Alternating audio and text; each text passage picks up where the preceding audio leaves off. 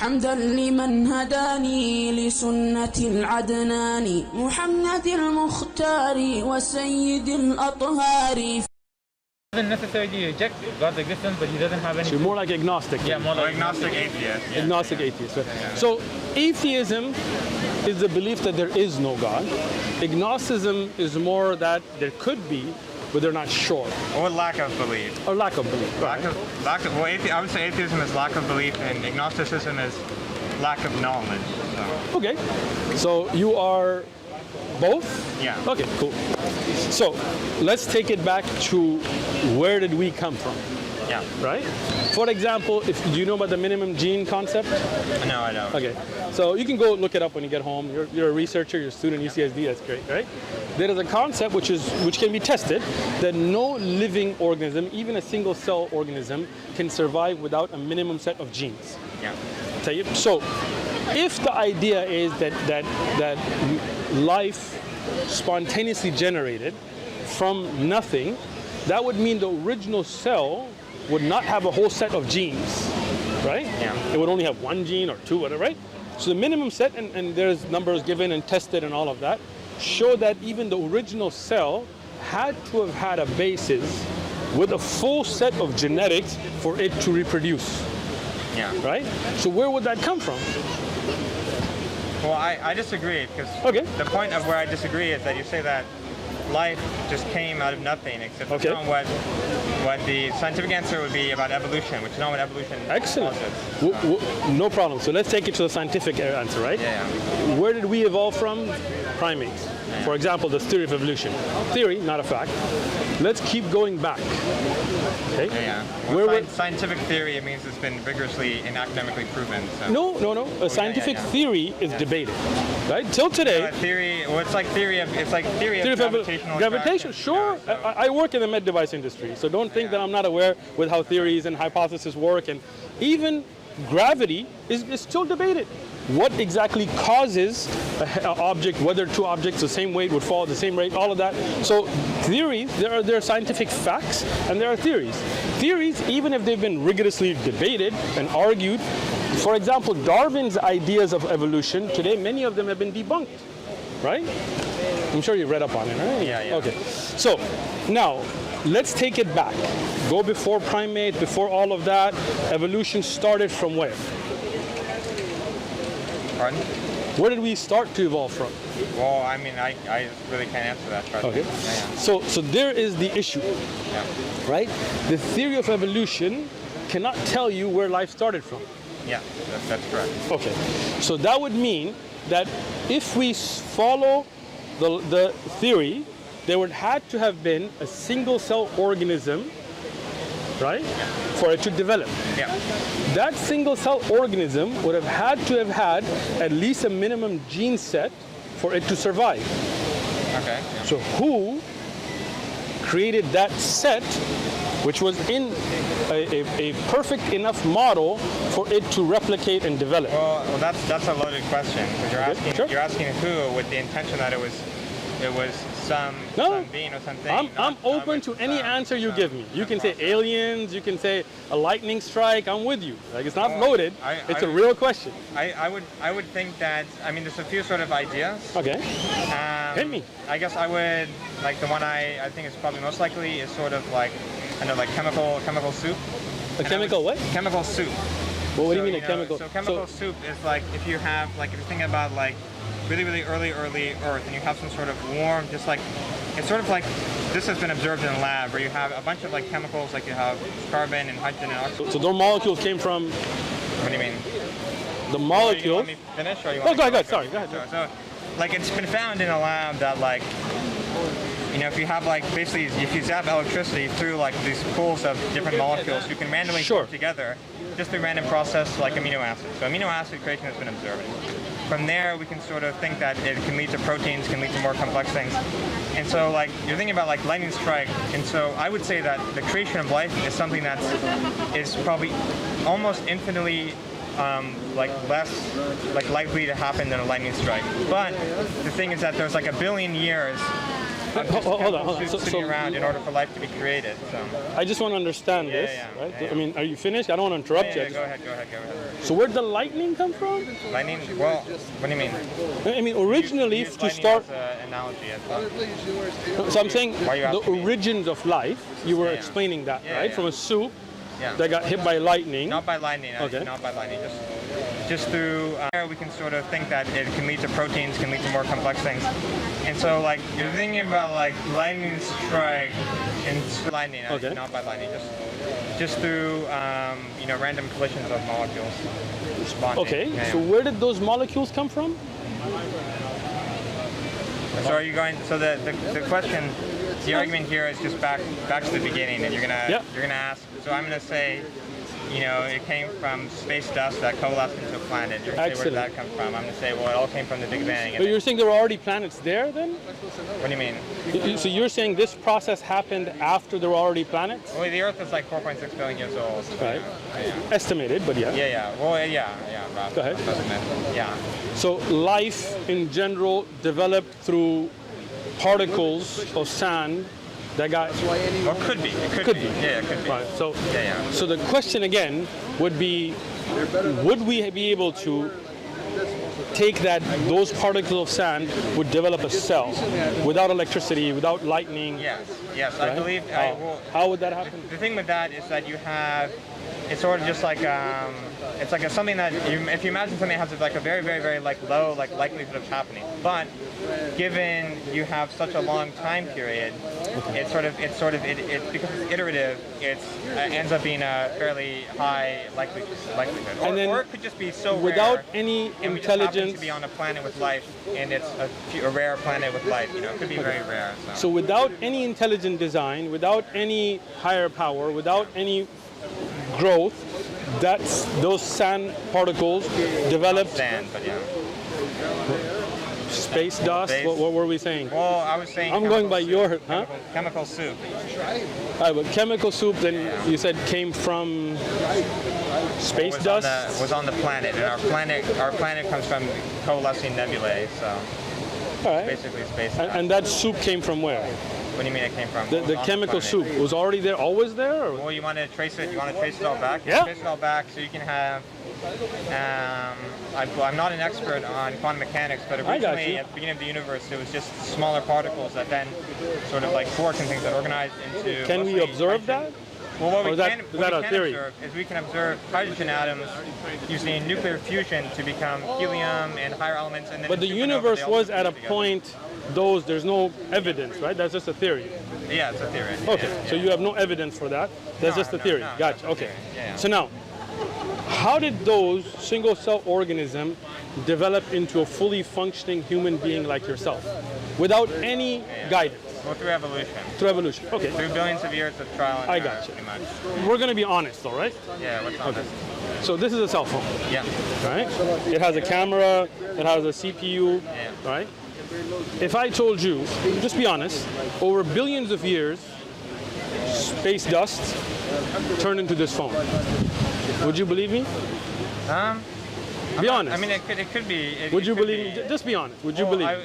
Probably not, because. Why not? Well, the reason why is because I know that the phone, like, you can actually go to a factory. Sure. I can go to an iPhone factory and I can see the phone being manufactured. But I can tell you, if I told you, observe God manufacturing humans. You're getting ahead of me, bro. Take it easy. Relax. All right. Yeah. If I told you this particular phone was not made in a factory, this particular phone in my hand was evolved from particles of dust over quadrillions of years, not billions, but trillions of years. It unlocks just like a regular phone. It has WhatsApp, it has all these apps, it has a camera, it has Siri. But this particular phone did not come from a factory, it just evolved. Would you believe me? Yes or no? I mean, just be honest. No, but the thing is, it's not an apt analogy. I didn't make it out. I just asked you for an answer. Relax. You're getting like nervous and ahead. Relax, right? So my question there would be, why couldn't this? What do you mean? Why couldn't this evolve? Why would you not believe me? I wouldn't believe you because there's probably a higher likelihood of humans making it, because I've observed that humans why? I mean, again, you have not observed this phone being made. Yeah. right? Well, I would think the likelihood is quite small that I could round to approximately 100% of phones. You just earlier said that a small likelihood over long periods of time can still be possible. So now you're breaking your own theory. Even if there's a very small likelihood, over quadrillions of years, grains of sand, this particular phone was developed by it. Why would you not believe it? Well, see, if you told me it was manufactured in a factory by people, I'd believe you. If you told me I it didn't was say made that. by God, I wouldn't believe you. I didn't say that either. See, again, you're jumping around instead of answering my question, right? My question is... What you're doing is fine-tuning. I'm not. It's a very simple question. This particular phone in my hand, if I told you that over trillions of years, grains of sand evolved to make this phone, would you believe me or not? No, I would not believe you. Why would you not believe me? I told you over trillions of years. So even the slightest possibility, according to your principle, could make it. So why not? Because I'm saying it's more likely that a phone would have been created. More likely doesn't mean that it's impossible. You're asking me, do I believe? Yeah. And so generally, the logic of I believe is something that's probably what's more likely. Okay. Yeah. So, in the same sense, now when we talk about... Go ahead. No, nothing. Yeah. All right. If you want to have a conversation, we're here. If you don't, you're a free man, right? So, if you take the same sense and you see a human being, your eyes have a function, right? If your eyeball did not have the function to see, right, there would be no purpose behind a ball of jelly. That means the original development of the eyeball had to have a function. No. No? Why not? Necessarily. Okay, so what would be the function for a ball of jelly in your face? I mean, you can trace back the evolution of the human eye through different sort of like more sort of primitive eyes with different lenses. I mean, I'm not an expert on evolution. So each one of those lenses would be able to see. Yeah. So that would mean the original eye didn't develop out of just a ball of jelly. It had to have the function originally for it to be valuable. The human eye is very, very complicated. And sure, came from a simplistic eye would still be able to see, right? Yeah. That means the first eye had to have some form of vision, and that means it didn't evolve from just a ball of jelly, right? Yeah. So that would mean that there was design behind the eye. Let me explain it, right? If you take natural selection, you would have to have something that is needed for your survival, right? And then your genes would go forward because you would reproduce and so on, and the ones that didn't would die out, right? Yeah. So that means the first people or first animal or first being with eyes had to have been able to see, otherwise they would not be selected, right? So what are you saying? Okay. Yeah. Let's track the eye back. Yeah. Well, I can't track the eye since I don't study biology. But do you understand the concept? Yeah, I understand. I sort of understand the concept that you're getting at, but I don't agree because I think that something useful can come out of something that doesn't have a use. So what was there before the eye had vision? I mean, I have no idea, right? Yeah, so you don't, right? Now, let's think through that, right? Today, there are functions in your body that are exactly like the functions in his body and his body and his body, right? Yeah. But if you have random mutation, which is a theory within evolution, then each one of us, not as a species, as individuals, should be mutating, right? Yeah. So you don't see people walking around with a horn, right? You don't see people... Except you have brown eyes and I have blue eyes. Sure, So that's I got you. Is that a random mutation or is it genetic? Well, you can actually trace back the history of the first blue-eyed people. It's like a sort of one blue-eyed ancestor. Where did his blue eyes come from? Genetic mutation. Well, it's sort of. I'm not an expert on evolution. I know. So sort of, I can tell. Relax. The idea is either sort of random, I guess, like radiation interacting with but see again, if you take that through, that means we should be randomly changing eye colors all the time. No. Why not? Because it's random mutation. Not if it's a low probability. Right, but even low probability over a large period of time would still have it. So a large period of time is the period of time in which blue eyes have come about. So that was on that. But then you should also have randomly different colors coming forward, not just genetically. Yeah. Well, we don't see that, right? We do see that. Blue eyes. Blue eyes are one set, Talking about green blue eyes, and then you have genetic mixes between those. Yeah, exactly. Right? You don't see anybody coming out with yellow eyes, No. right? So haven't mutated. right? So that's the idea, right? That if you say these are just random, then people should be having random differences in their faces, in their bodies, 3 arms and things like that. People do have differences in their faces and bodies. But not randomly, right? Everybody has a nose, everybody has 2 eyes, right? Actually, Unless you have a well, I mean, genetic. some people have 6 fingers. Sure. There are anomalies, but you don't see races of people developing out different than others, do you? Yeah, well, because in order for that to be the case, mutation would have to be much more frequent. Exactly, right? So that means you'd have to have a certain amount of a species mutating, not an individual. Who coordinates that? Well, it's uncoordinated. Think about that, right? Like that would mean that many of us would have to mutate the same way without any coordination. Well, you're saying who coordinated it, but that's a loaded question. It's not. It's a very simple question. You're saying who and not what, which I feel like what would be more. Is there a difference between who and what? Yeah. Why? Because who you're okay, what coordinated it? Who is the person? What coordinated it? Well, then I would answer nothing coordinated. So who or what? You have no answer either way. Yeah. Okay. Let me ask you a simple question now, right? Can I split the moon? This thing. No.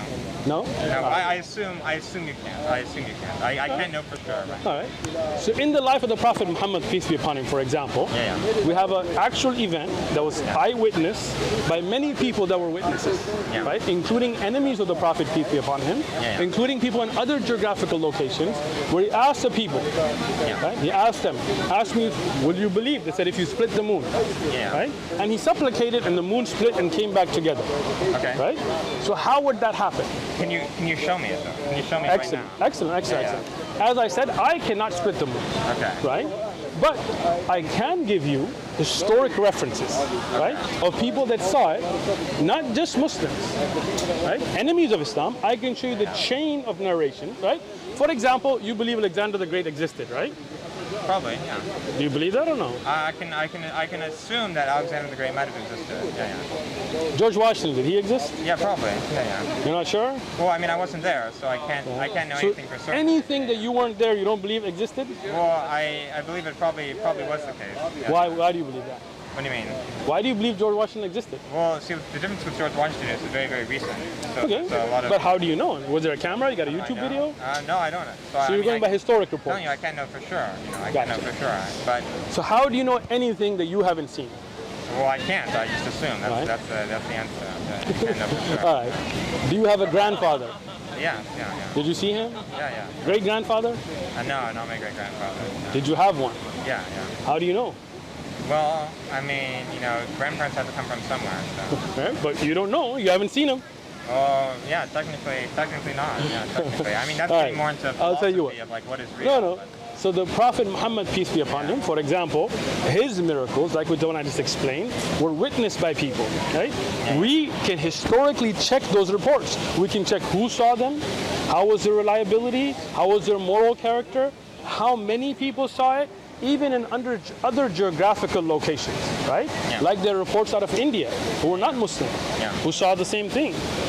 How would that happen? Well, I just simply, I mean, the answer is I can't know for sure, because you could say, like we could, like for example, like I don't know, where's it written, you're saying, in the Quran? Or? No, it's in the Quran as well, but also in the historic books like Tabari and Ibn Kathir. But there are also reports, I have a video on it, you can watch it. It discusses the whole issue of NASA, and it discusses the issue of the reports out of India and the reports by even the enemies of the Prophet that were in other areas, right? That witnessed those reports. Take a look at it. Well, my question is first, how do you know that the sources are reliable? Excellent question, right? When we check those hadith, we look at who the narrator is, where he lived, we look at his biographical information, we look at who he reported to, who all wrote it down. And when we find that there were different people who witnessed the same event, told different people, who wrote down in different geographical locations, enemies, foes, and friends reported the same event, right? Then after that research, we say, no doubt this was a historic event. Okay. Yeah, but what if I don't believe the reputability? Why not? Wow, What do you mean, excellent, why not? excellent. Yeah. What you would have to, I can show you I've been verified, who the yeah. right. I have, and I can share that evidence with you. Yeah. And if you have some criticism of those narrators, Okay. I'd be more than happy to discuss it. Well, it's not something I know a lot about. I'd have to do more research. Okay, watch the video. It's called Moon Splitting, Uthman ibn Farooq. Okay. Check it out. Yeah. I will give you a hypothesis that you can go home and think about. Okay. All right? There is a creator, Yeah. right, who created us. That's why everything is made out of the same type of cells, right? Like your whole body is from the same types of cells, but there is no organization, nobody tells a cell become this or become that. Yeah. Right? You're saying a deistic Sure. interpretation. So. Yeah, I am a Muslim, so definitely. I do believe in a creator. Right? That creator, he created us with purpose, and that tells you where we came from. A creator that had always existed, right? A creator that showed us miracles in our own life. For example, how does milk come in the breast of a woman? Well, I The mean, theory of evolution cannot answer it, because you'd have to have a need for it to have developed, and you'd had to have had it for that child to have survived. Well, that's a question for an evolutionary biologist. Sure, So and I discuss it with people who are PhDs, biologists on a daily basis, almost. Not every day, but very frequently, because I work with a lot of scientists who do research into clinical trials of pharmaceuticals and med devices. They cannot answer that. So you can take that question to your professors and ask them. Yeah. Okay. All right, take a Quran, it's free, read it. Which one? Anyone, they're all the same, it's just different sizes. You want a smaller one, you can Maybe. keep it pocket size. More convenient. Well, there's a little small text, but Here, take this one then. like the big one. Yeah, they're all free. Take it, read it, come back with more questions. What was your name? Yasha. Yasha? Uthman. Yeah. Pleasure speaking to you. Well, I mean, if it's be interesting to read. I mean, I've been meaning to get around to reading the Bible as well. Excellent. Clearly, Read they're the Quran. popular for a reason. They are, read it, come back and we'll talk more. Thank you. Thank you so much. We actually had someone else who wanted you to meet, but then he couldn't come. So, Alhamdulillah, next time, bring them inshallah. Jazakallah khair. Assalamu alaikum. Thank you. آمنت أن الآخرة لا بد يوما آتية كل الخلائق حاضرة كل السرائر بادية آمنت أن الآخرة لا بد يوما آتية كل الخلائق حاضرة كل السرائر بادية